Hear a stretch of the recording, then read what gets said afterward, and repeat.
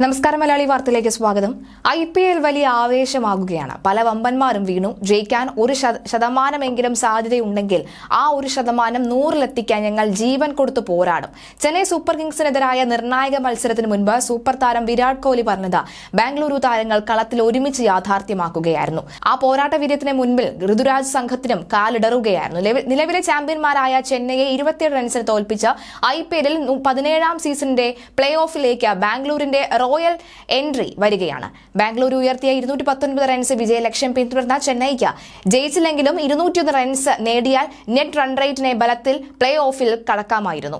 മത്സരത്തിന്റെ അവസാന ഓവറിലെത്തിയപ്പോൾ play off ഉറപ്പിക്കാൻ 17 റൺസ് ആയിരുന്നു ഈ ചെന്നൈക്ക് വേണ്ടി വന്നത്.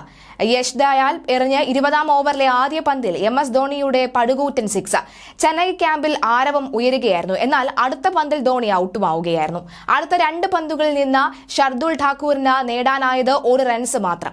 അവസാന 2 പന്തിൽ വേണ്ടത് 10 റൺസാണ്. സ്ട്രൈക്കിൽ രവീന്ദ്ര ജഡേജ എന്ന ദയാലിന്റെ മനോഹരമായ 2 ബാക്ക് ഓഫ് ദി ഹാൻഡ് പന്തുകൾ ജഡേജയെ മറികടന്ന കീപ്പറുടെ കൈയിലേക്ക് എത്തുകയായിരുന്നു. പ്ലേ ഓഫ് കടമ്പയുടെ 10 റൺസ് അകലെ ചെന്നൈക്ക് മോഹഭംഗം, ബാംഗ്ലൂരിന് വിജയാഘോഷവും. സ്കോർ ബാംഗ്ലൂരു 20 ഓവറിൽ 5-ന് 218, ചെന്നൈ 20 ഓവറിൽ 7-ന് 191. 219 റൺസ് വിജയലക്ഷ്യം പിന്തുടർന്നിറങ്ങിയ ചെന്നൈക്ക് ഇന്നിംഗ്സിന്റെ ആദ്യ പന്തിൽ തന്നെ ക്യാപ്റ്റൻ ഋതുരാജിന് ഔട്ടാകേണ്ടി വരികയായിരുന്നു.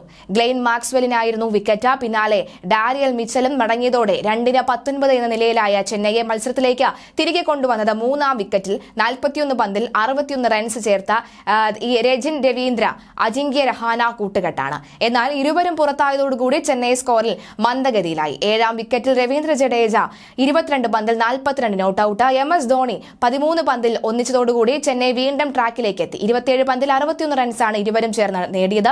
എന്നാൽ അവസാന ഓവറിലെ 2ാം പന്തിൽ ധോണി മടങ്ങിയതോടെ ചെന്നൈയുടെ പ്രതീക്ഷകൾ അസ്തമിക്കുകയായിരുന്നു. പ്ലേ ഓഫ് ഉറപ്പിക്കാൻ മികച്ച വിജയം വേണമെന്നിരിക്കെ തുടക്കം മുതൽ ആക്രമിച്ച് കളിച്ചാണ് ബാംഗ്ലൂരു ഓപ്പണർമാരായ വിരാട് കോഹ്ലിയും ഫഫ ഡുപ്ലേസിയും തുടങ്ങിയത്. സ്കോർ 3 ഓവർ 31 റൺസ് എന്ന് നിൽക്കെ മഴ പെയ്തു. മഴയ്ക്ക് ശേഷം മത്സരം പുനരാരംഭിച്ചതോടുകൂടി ചെന്നൈ സ്പിന്നർമാർക്ക് പിച്ചിൽ നിന്ന് നല്ല ടേണും ബൌൾസും ലഭിക്കാൻ തുടങ്ങി. അതോടെ ബാംഗ്ലൂരിന്റെ സ്കോറിംഗ് നിരക്ക് കുറഞ്ഞു. 1ാം വിക്കറ്റിൽ 58 പന്തിൽ 78 റൺസാണ് വിരാട് കോഹ്ലി ഫഫ ഡുപ്ലേസി കൂട്ടുകെട്ടിൽ ഉയർന്നത്.